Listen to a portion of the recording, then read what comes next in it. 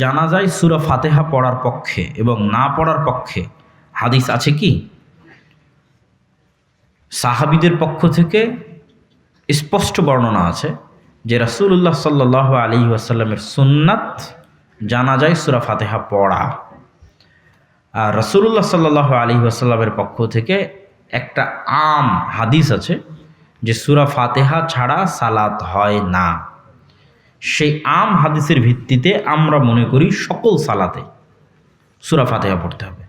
সূর্যগ্রহণের সালাত, চন্দ্রগ্রহণের সালাত, বৃষ্টি প্রার্থনার সালাত, জানাজার সালাত, সালাতুল খৌফ, যত রকমের সালাত হতে পারে। গণতন্ত্র যেখানে শিরকের সাথে জড়িত, সেখানে গণতন্ত্র প্রতিষ্ঠাকারীর জন্য দোয়া বা তার মৃত্যুতে শোক পালন করা যাবে কি? সরাসরি কোনো মানুষকে কাফের ফতোয়া দেওয়ার আগে তাকে তাবিল করার সুযোগ দিতে হয়, আত্মপক্ষ সমর্থনের সুযোগ দিতে হয়, ব্যাখ্যা করার সুযোগ দিতে হয়। গণতন্ত্র তার জায়গায় একটা কুফরি মতবাদ। গণতন্ত্রের উদাহরণ বাদ দিয়ে অন্য উদাহরণ দিলে বুঝতে সুবিধা হবে। যেমন বিড়ি, সিগারেট, মদ খাওয়া হারাম। তাহলে বিড়ি, সিগারেট এবং মদ হারাম, এটা তার জায়গায়। যে বিড়ি, সিগারেট, মদ খাচ্ছে সে কি কাফের? এইটার জন্য আগে ওকে জিজ্ঞেস করতে হবে, এই কোরআন এবং হাদিসে যে বিড়ি, সিগারেট, মদ খাওয়া হারাম, তুই খাচ্ছিস কেন? তখন ও যদি উত্তরে বলে যে আমি মনে করি বিড়ি, সিগারেট, মদ খাওয়া হালাল, নাউজুবিল্লাহ, তাহলে কাফের। আর যদি বলে যে না আসলে আমিও মনে করি এটা ঠিক না, চেষ্টা করি পারি না, তাহলে ফাসেক। ফাসেকের ক্ষমার জন্য দোয়া করা যায়। একই অবস্থা আমাদের যারা গণতন্ত্রীপন্থী মুসলিম নেতা আছে, তাদের জীবিত অবস্থায় তাদের হেদায়েতের জন্য দোয়া করতে হবে। আর তাদের জবান দিয়ে প্রকাশ্য কুফরি বের না হওয়া পর্যন্ত, জবান দিয়ে প্রকাশ্য কুফরি, ইসলামের বিরুদ্ধে, ইসলামের কোনো একটা হুকুম, আহকাম, বিধি বিধানের ঠাট্টা, তুচ্ছ, তাচ্ছিল্য, বিদ্রুপ বা ইসলামের বিরুদ্ধে কোনো ভূমিকা, তাদের জবানে এবং কাজে সরাসরি ইসলাম বিরোধী কোনো কিছু প্রকাশ না পেলে ফাসেক মনে করে তাদের ক্ষমার জন্য দোয়া করা যেতে পারে। কোনো মৃত ব্যক্তি যদি বেনামাজি হয়, স্বপ্নে মাঝে মাঝে দেখা দেয় যে সে কষ্টে আছে, একটু গরম পানি চা দাও, তবে তার জন্য কি মাফ চাওয়া যাবে? যদি তার জন্য দোয়া করি তাহলে আমার কি গুনাহ হবে? বেনামাজি মানে কি? বেনামাজি মানে যদি ওই প্রথম যেটা প্রশ্ন আসলো যে জুমার সালাতও আদায় করে না, 5 ওয়াক্ত সালাতও আদায় করে না, কোনো দিনই নয়, ঠিক আছে, কোনো দিনই না 5 ওয়াক্ত সালাতে না জুমার সালাতে, তাহলে তো স্পষ্ট কাফের। তাহলে ওকে মুসলমানদের গুরুস্থানে দাফন করে ঠিক হয়নি, আর জানাজা পড়াও ঠিক হয়নি। আর মোটামুটি মসজিদের সাথে যাতায়াত রাখে, 5 ওয়াক্ত সালাতও কখনো কখনো পড়ার চেষ্টা করে, জুমায় নিয়মিত থাকে, এরকম মুসলমানকে ফাসেক মুসলমান হিসেবে, অলস, ওয়াইলুল লিল মুসাল্লিন আল্লাযীনা হুম আন সালাতিহিম সাহুন, সালাত আদায় করতে চায় কিন্তু সালাত বিষয়ে গাফেল থাকে, তাদের জন্য দোয়া করা যায়, তাদের জানাজাও চলবে। তারা কবিরা গুনাহগার কিন্তু কাফের নয়। সফরকালে যদি গাড়িতে নামাজের সময় হয়, তবে মেয়ে মানুষ কি মুখ ঢেকে কসর পড়তে পারবে, নাকি বাড়িতে এসে কাজা নামাজ পড়বে? মুখ ঢাকবে, তবে সেই ঢাকাটা নেকাব দিয়ে ঢাকা হওয়া যাবে না,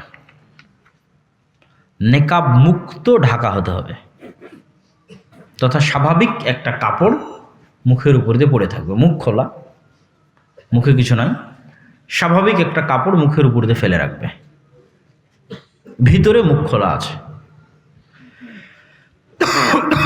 উমরার ক্ষেত্রেও একই অবস্থা অবলম্বন করবে, কেন উমরা এবং সালাতে আল্লাহর আদেশ হচ্ছে মুখ খোলা রাখতে হবে। তারপরেরটা, আমি জামালপুরের শহরের এক দোকানে থাকি, প্রতিদিন অনেক মহিলার সাথে মুখোমুখি কথা বলতে হয়, তাদের চেহারার দিকে তাকিয়েও কথা বলতে হয়। চেষ্টা করতে হবে চক্ষু নিচু রেখে কথা বলতে। যদিও এটা অনেক বড় পরীক্ষা, যতদূর সম্ভব।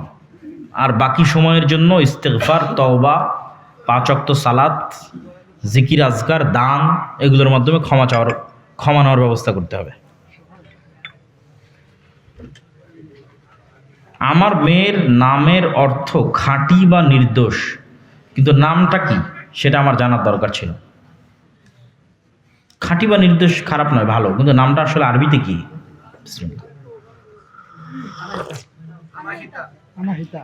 আনাহিতা।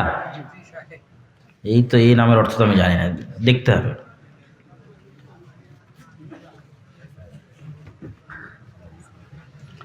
শায়েখ, আপনি ইদানিং রাজনৈতিক বক্তব্য দিচ্ছেন, এ সম্পর্কে কিছু বলবেন?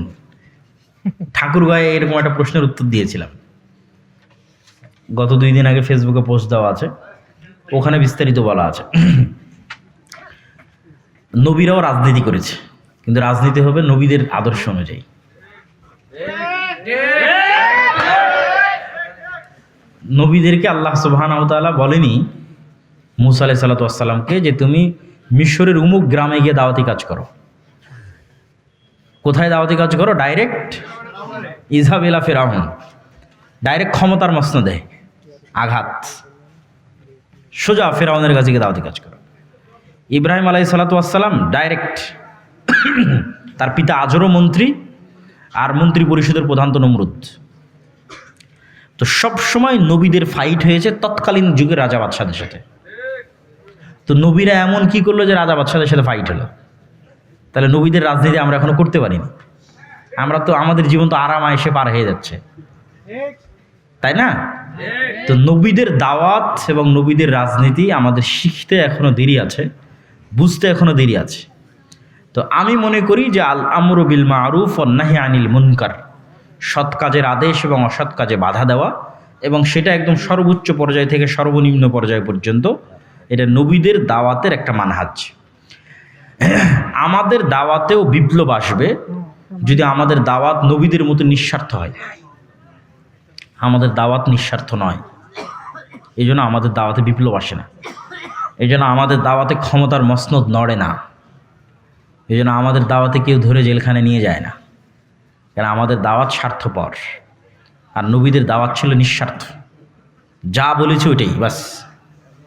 এটা ফেরাউনের জন্য যা, সবার জন্য তা, নমরুদের জন্য যা, সবার জন্য তা, আবু জাহাল আবু সুফিয়ানের জন্য যা, সবার জন্যই তা। ফলত এখানে সমস্যা তৈরি হয় এবং হবে। তো ওই মানের দাওয়াত যদি আমরা নিঃস্বার্থভাবে দিতে পারি, তাহলে সেটাই নবীদের রাজনীতি, সেটাই নবীদের দাওয়াতি পদ্ধতি। আমি আমার জায়গা থেকে আমার জ্ঞান এবং বিবেকে কোনো স্বার্থকে চিন্তা করে, কোনো দুনিয়াবি স্বার্থকে চিন্তা করে কখনো কথা বলিনি। আল্লাহ সুবহানাহু ওয়া তাআলা যেন মরা পর্যন্ত না বলায়, আল্লাহুম্মা আমিন। মৃত্যু পর্যন্ত যেন আল্লাহ আমাদেরকে ঈমানের উপর অটল রাখে, আল্লাহুম্মা আমিন।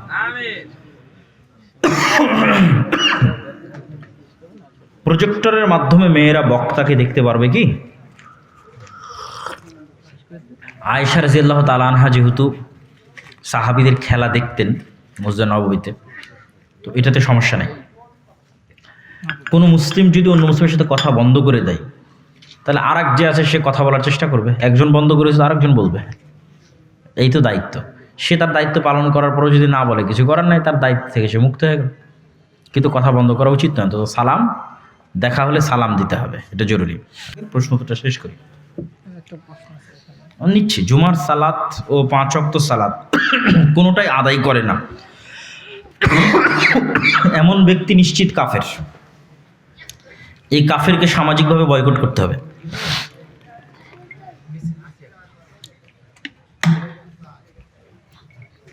বিড়ি, সিগারেট, গুল, জর্দা ইত্যাদি নিষেধার দ্রব্য বিক্রেতার নিকট হতে ইমামের জন্য বেতন বাবদ টাকা নেওয়া যাবে কি? জি না, নিশ্চিত হারাম। এটা তো সন্দেহযুক্তও নয় যে সন্দেহযুক্ত বলে কোনো কিছু পার পাওয়ার রাস্তা আছে, এটা সন্দেহযুক্তও নয়। বিড়ি, সিগারেট, নেশাদার দ্রব্যগুলো নিশ্চিত হারাম, এগুলোর ইনকাম করা টাকা নিশ্চিত হারাম। শেষ রাতে উঠে যদি কোরআন তেলাওয়াত করি, তবে চুপে তেলাওয়াত করা উত্তম জানতে চাই।